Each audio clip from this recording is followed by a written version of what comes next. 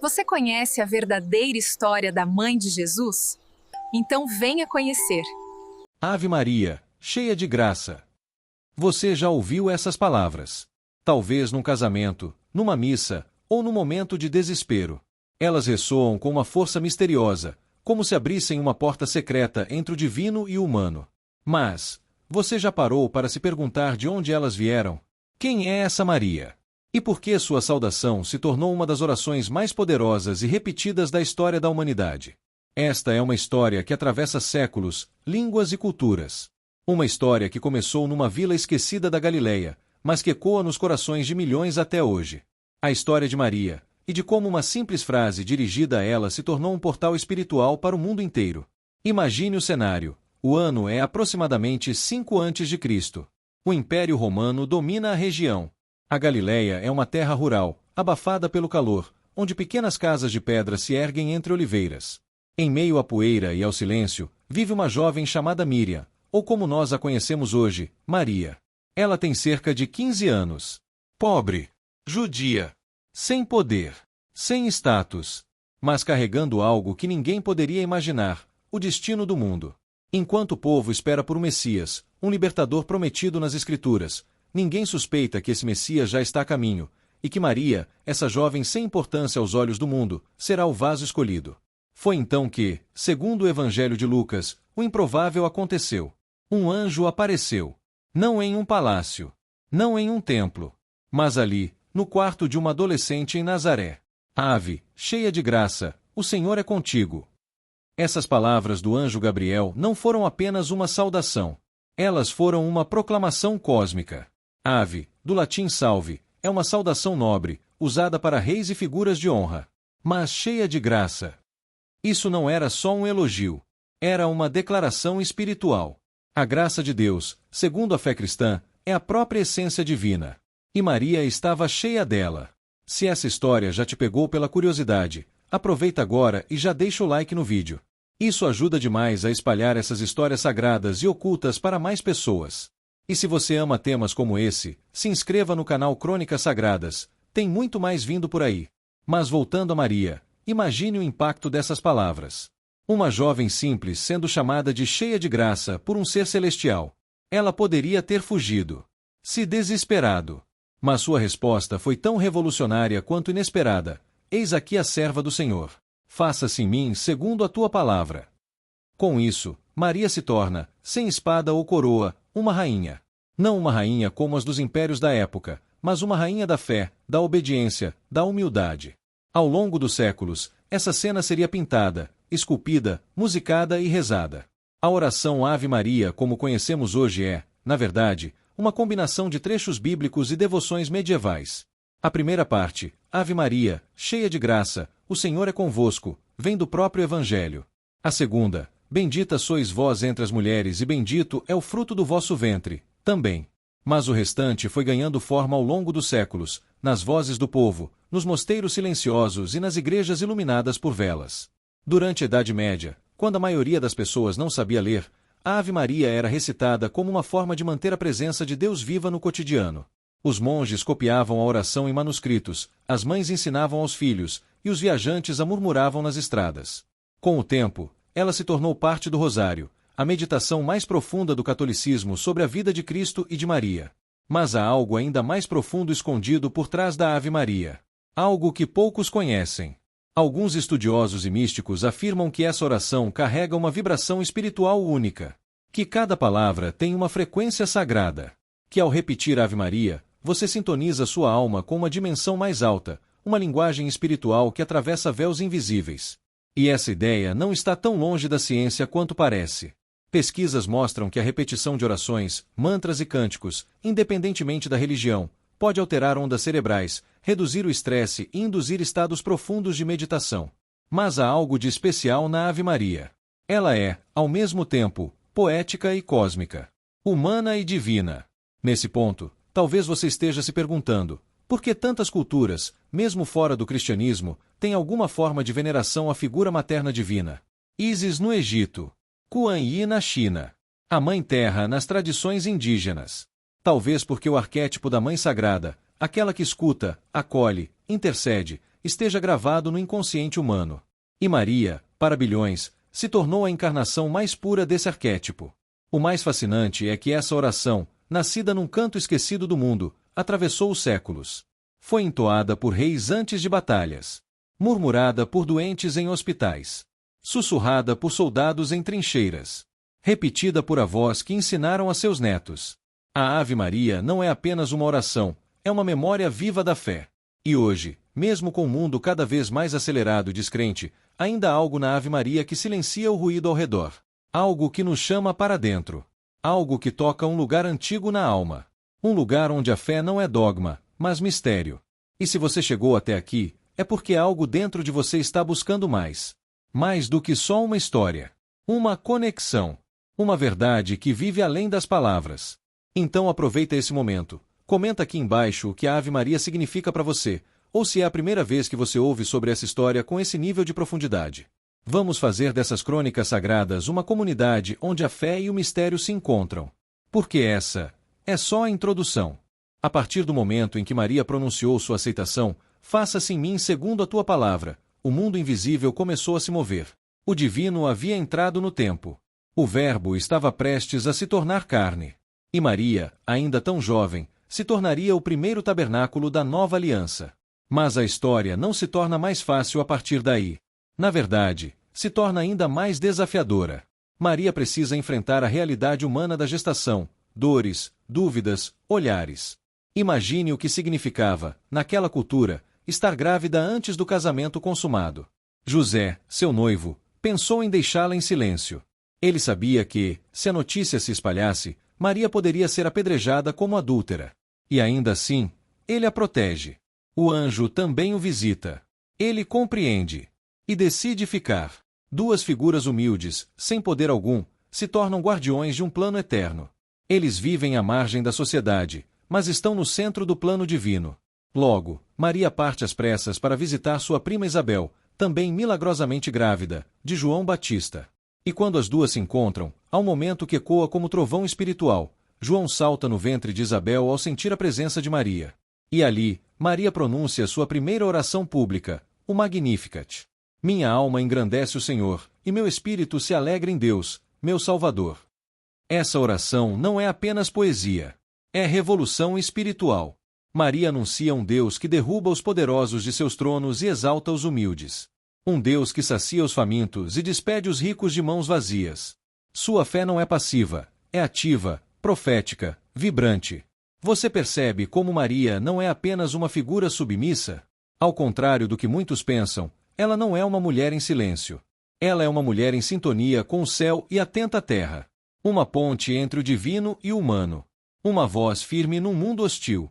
Essa força se revela ainda mais quando chega o decreto do imperador romano. Todos devem se registrar para o censo. Isso obriga José e Maria a viajar até Belém, a terra de seus ancestrais. Grávida e em trabalho de parto, Maria percorre quase 150 quilômetros, a pé ou sobre um jumento, sob o sol escaldante e as noites frias do deserto. E o que eles encontram quando chegam em Belém? Portas fechadas. Nenhum lugar para se abrigar. Tudo lotado. Eles são rejeitados, esquecidos, ignorados. Mas mesmo assim, Maria dá à luz. O Filho do Altíssimo nasce não em um palácio, nem em um templo, mas em uma estrebaria. O local onde os animais dormem. Com palha no chão, o cheiro forte no ar, e silêncio ao redor. E é ali, nesse cenário de pobreza absoluta, que o maior mistério da fé cristã acontece. Deus se faz menino. Maria envolve o recém-nascido em faixas de linho e o coloca numa manjedoura. É um gesto simples, de uma mãe qualquer, e ao mesmo tempo profundamente simbólico. Ela se torna não apenas a mãe de Jesus, mas a mãe da encarnação. E nesse momento, o céu não se contém. Anjos surgem no campo, proclamando paz e glória. Pastores, os mais humildes da sociedade, são os primeiros a receber o anúncio.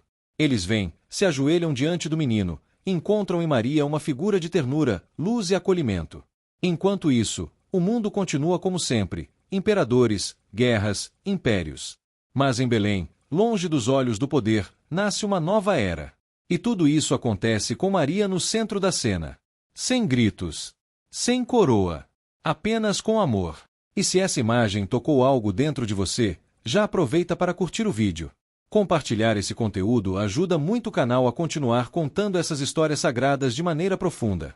E comenta aqui embaixo o que você sentiu ao imaginar essa jornada de Maria até o nascimento de Jesus. Após o nascimento, o menino é apresentado no templo. Um velho profeta, Simeão, toma o bebê nos braços e pronuncia uma profecia que corta o coração. Este menino será sinal de contradição, e a ti, Maria, uma espada transpassará a alma. A alegria do nascimento é acompanhada por uma sombra. Maria está ciente, a estrada à frente será difícil. Ser a mãe do Salvador é uma honra, mas também um sacrifício. E ela aceita. Sem reclamar. Sem fugir.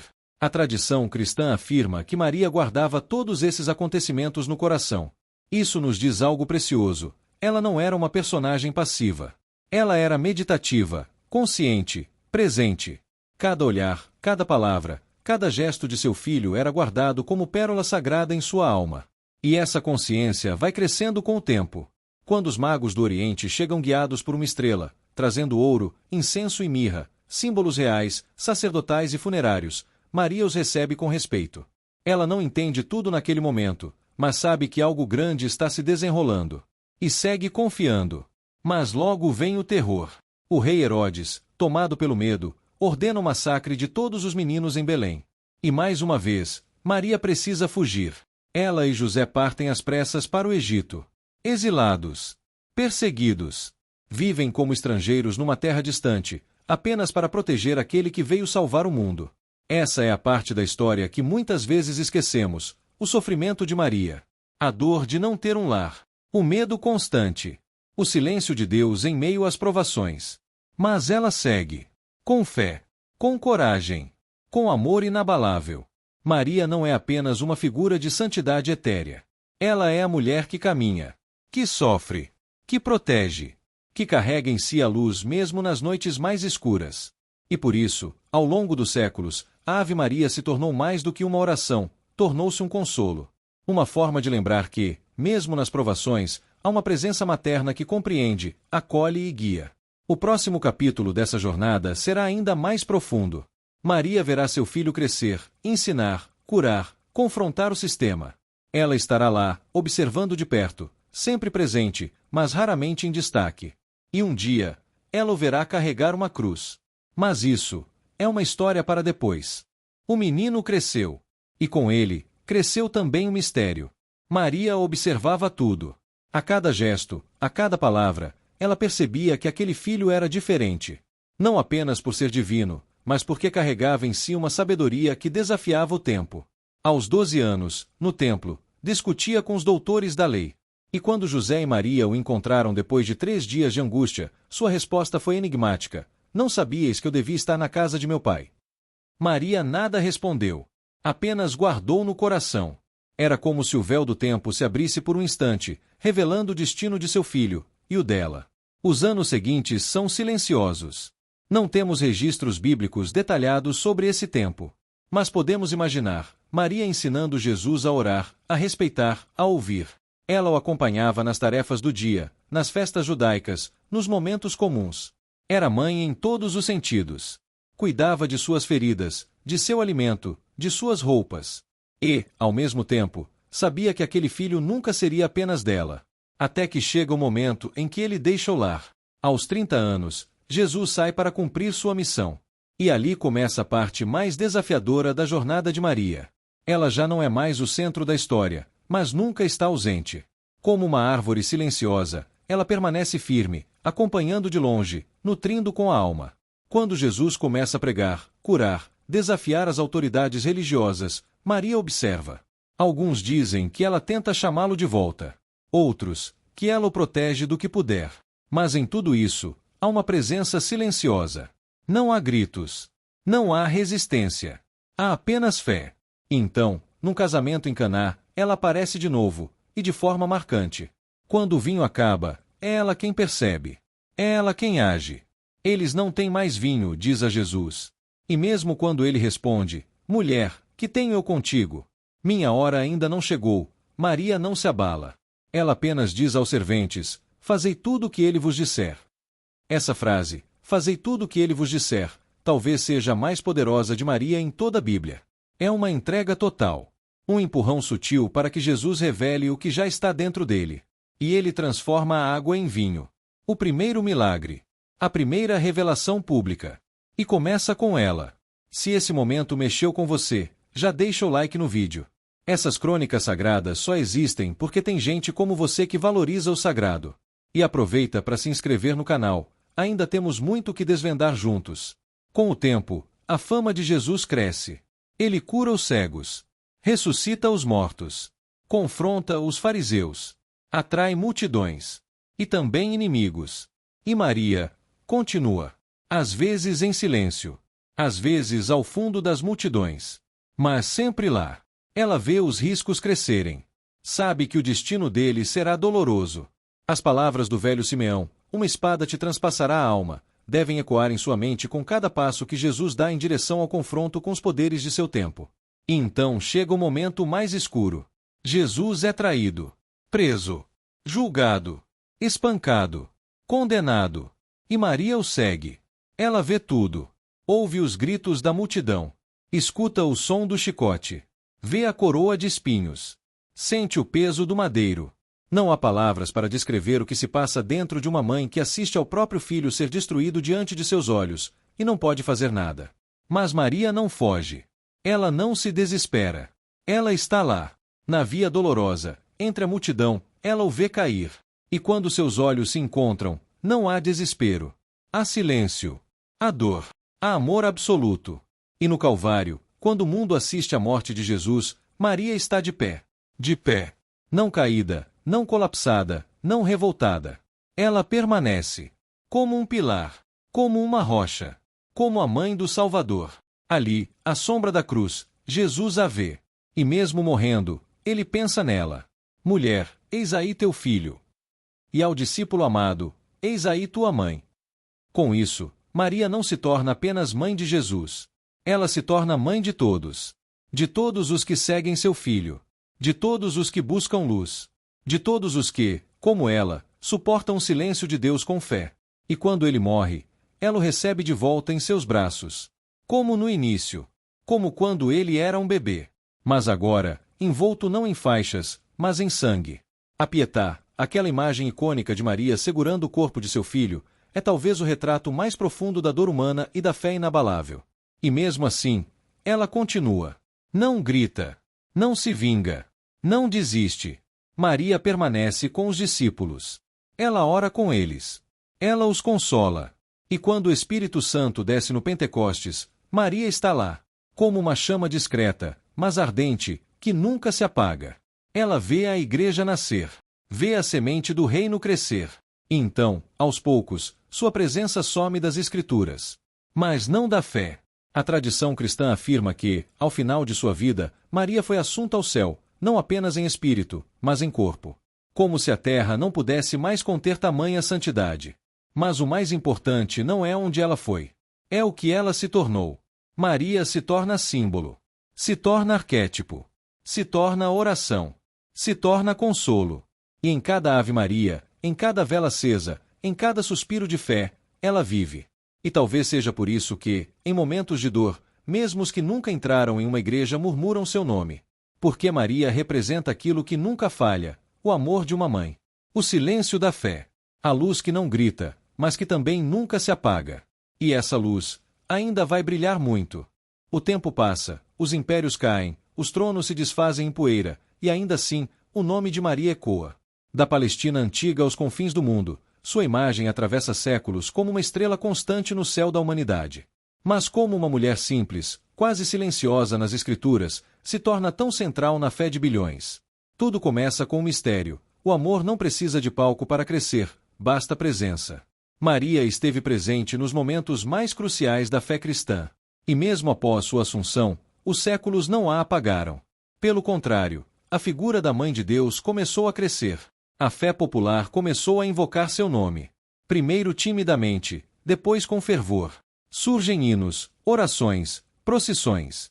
A Ave Maria se forma a partir das palavras do anjo e da saudação de Isabel, mas ganha um novo poder quando os fiéis a repetem como escudo contra o mal e abrigo na tempestade. Você já reparou como é comum, em momentos de desespero, alguém sussurrar um Ave Maria? É mais do que uma oração. É um retorno ao útero do sagrado. É o pedido por colo quando o mundo desaba. E se você está sentindo essa conexão agora, deixa o like no vídeo. Isso ajuda não só o canal, mas espalha essa luz. E aproveita para se inscrever. A gente ainda vai atravessar muitos séculos sagrados juntos. Com o passar dos séculos, Maria começa a se manifestar. Suas aparições se multiplicam. E não são aos reis nem aos sábios que ela aparece, mas aos pequenos, aos humildes, aos esquecidos. Em Guadalupe, no México, em 1531, ela aparece a um camponês indígena chamado Juan Diego.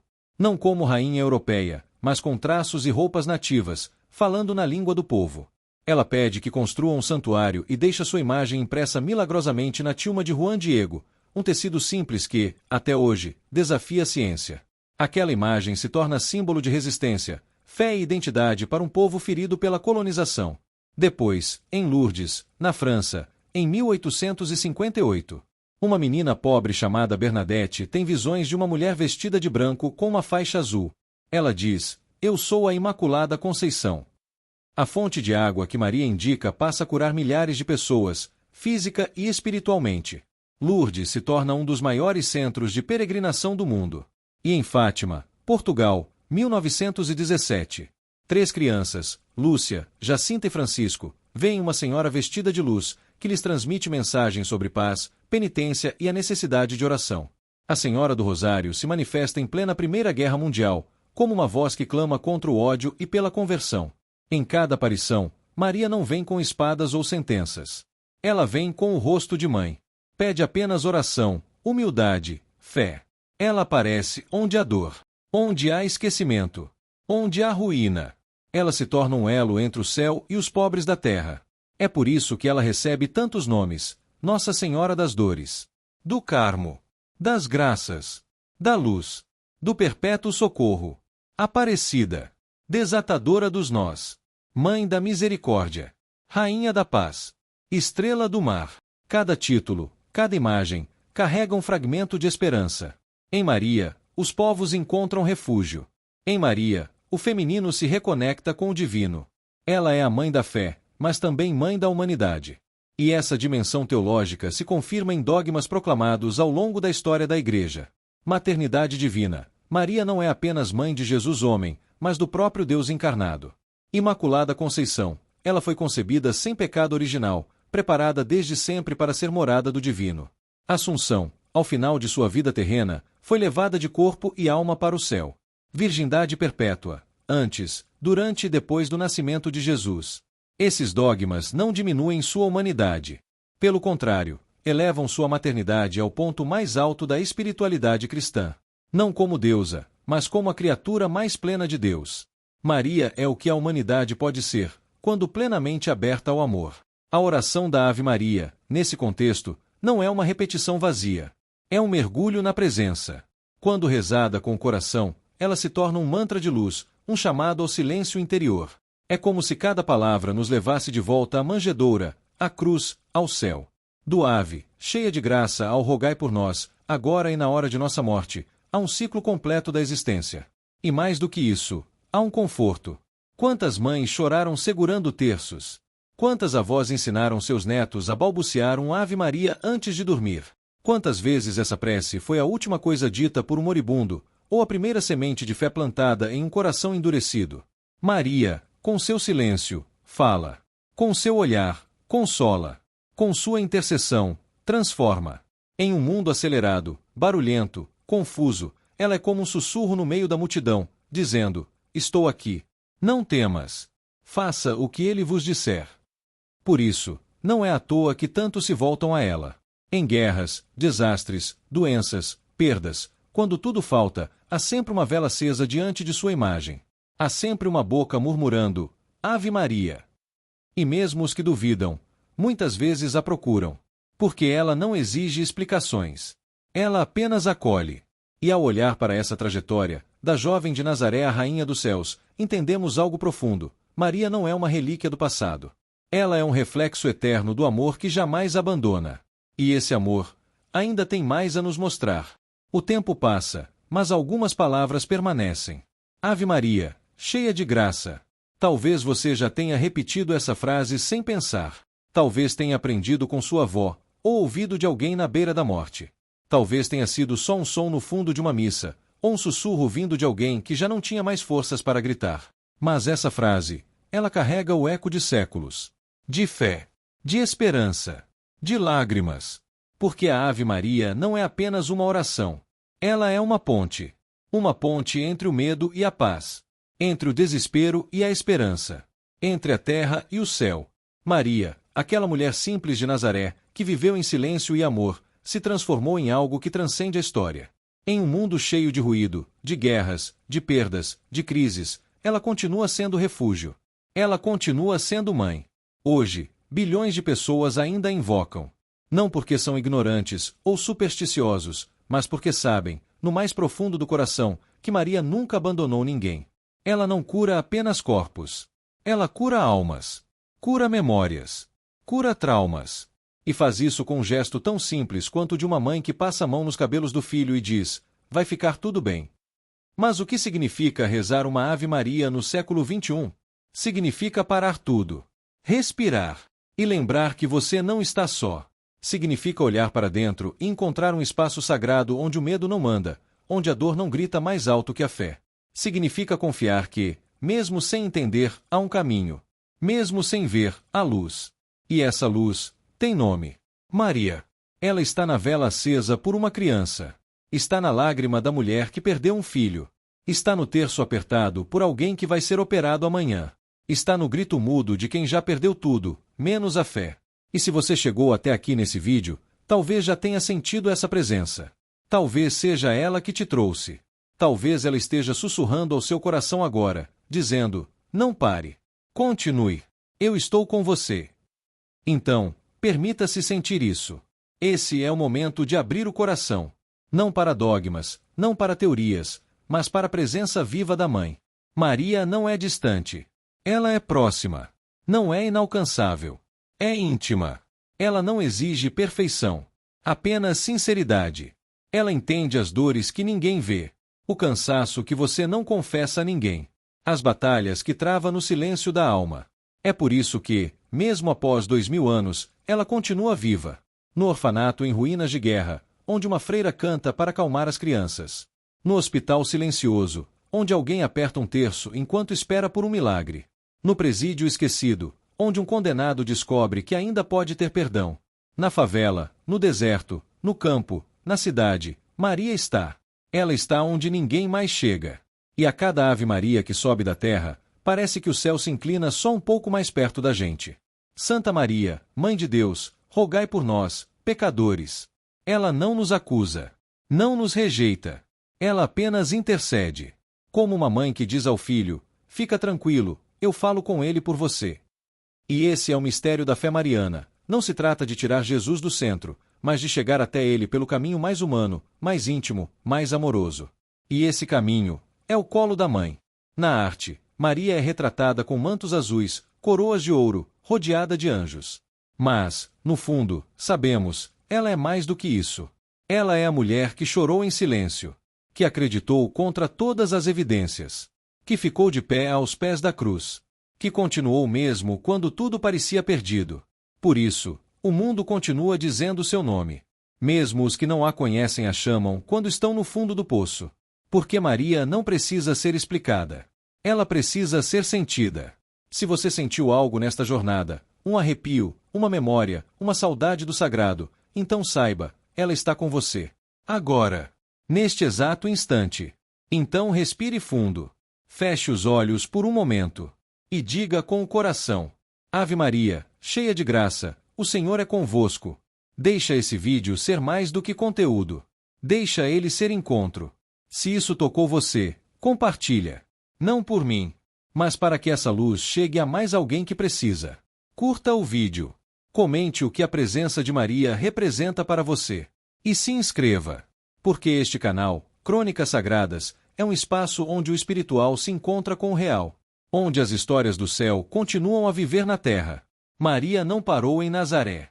Nem na cruz. Nem nas aparições. Ela continua. Nos passos de cada pessoa que ama. Nos olhos de cada mãe que luta. Em cada prece dita no escuro. E talvez, em cada palavra que você ouviu aqui hoje.